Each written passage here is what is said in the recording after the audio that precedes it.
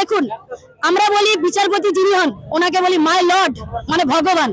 ভগবান বললে যদি ভগবান হয়ে যেত এবং ভগবানের বিচার যদি সঠিক হতো, তাহলে এই লোকাল কোর্ট, জজ court, supreme court, high court, single bench, division bench, এতগুলো বেঞ্চে একটা রায় নিয়ে বা একটা কপি নিয়ে, একটা বিচার নিয়ে এতগুলো বেঞ্চ গঠন হতো না। এই যে বিচারপতি যে রায়টা দিয়েছেন, উনি আমাদের বলেছেন, কি বলেছেন, যে তোমরা অযোগ্য কি যোগ্য আমি বাঁচতে পারছি না। তার অর্থ কি, তুমি যেমন আমাকে সাধু বলতে পারছো না, তেমনি তুমি আমাকে চোরও বলতে পারছো না। তাহলে কেন চোরের শাস্তি দিয়ে আমাদের চাকরি কেড়ে নিয়েছো? তাই আমরা যতভাবেই চেষ্টা করি না কেন, আমাদের মেন চাকরি নিয়েছে আমাদের এই মুখ্যমন্ত্রী। তো ওনার কাছে আমাদের আবেদন নিবেদন যে আপনি যা করুন যাই করুন, আমাদের হকের চাকরি ফেরত দিন।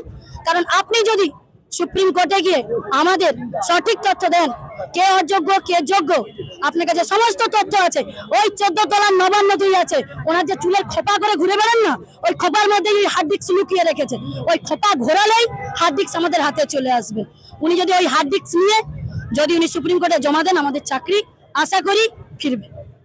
দেখুন, দাবিটা তো একটাই, যে আমরা যারা সততা, যোগ্যতা, মেধার ভিত্তিতে আমরা সৎ পথে চাকরিটা পেয়েছিলাম, আমাদের অধিকারটা ফিরিয়ে দিতে হবে। চুরিটা করেছে কে? চুরিটা করেছে রাজ্য সরকার, তার অধীনস্থ কমিশন, তার অধীনস্থ পর্ষদ। আমরা বারে বারে যে কথাটা বলেছি, কমিশন, পর্ষদ বা রাজ্য সরকারের চুরির দায় আমরা নেব না।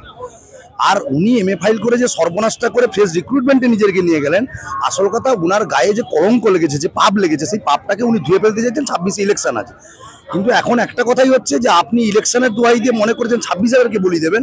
26,000 শিক্ষক শিক্ষিকারা তো নিজে থেকে বলি হবে না, তাদের শিক্ষাঙ্গন কেড়ে নিলে কি হবে? তারা শিক্ষাঙ্গন কেড়ে নেওয়ার বিরুদ্ধে যেখান থেকে শিক্ষাঙ্গনটা কারা হয়েছে সেখানের উদ্দেশ্যে যাবে, নবান্নের উদ্দেশ্যে আমরা যাবো। দেখুন, আমি নিজে একজন ডক্টরেট, পিএইচডি। স্বাধীন দেশে প্রত্যেকটা মানুষের স্বাধীনভাবে বাস করার, স্বাধীনভাবে শিক্ষা গ্রহণ করা, স্বাধীনভাবে চাকরি করার অধিকার সবার আছে। আমরা 7 বছর পড়াশোনা করে মেধার ভিত্তিতে আমরা চাকরি করলাম, আমরা মাত্র 250 টাকা ফর্ম ফিল আপ করেছিলাম। সেটাই কি আমাদের দোষ? আমরা ঘুষ দিইনি, আমরা কোনো নেতাকে দিইনি, আমরা মেধার মাধ্যমে চাকরি পেলাম। 7 বছর চাকরি করার পর আজকে বলছে তোমাদের চাকরি নেই। কেন? যারা অযোগ্য, যারা চুরি করলো, তাদের বাছাই করতে পারলো না, তাদের জন্য আমরা কেন ভোগ করব? এটা কি স্বাধীন দেশের একটা সিস্টেম? আগামী দিনে আগামী প্রজন্মকে আমরা কি শিক্ষা দিব? এরকম যদি আমাদের শিক্ষা ব্যবস্থা ভেঙে পড়বে, দেশে যদি শিক্ষা ব্যবস্থা ভেঙে পড়ে, না ডাক্তার হবে, না ইঞ্জিনিয়ার হবে, না প্রফেসর হবে, তো আমাদের দেশটা কোথায় চলে যাবে? আমাদের রাজ্য কোথায় চলে যাচ্ছে? অবিলম্বে আমাদের একটাই দাবি, যারা চোর তাদেরকে বাদ দেওয়া হোক, তাদের জায়গায় যারা যোগ্য, যারা মেধার ভিত্তিতে চাকরি পেয়েছে, তাদের অবিলম্বে তাদের চাকরি ফিরিয়ে দেওয়া হোক। একটাই দাবি।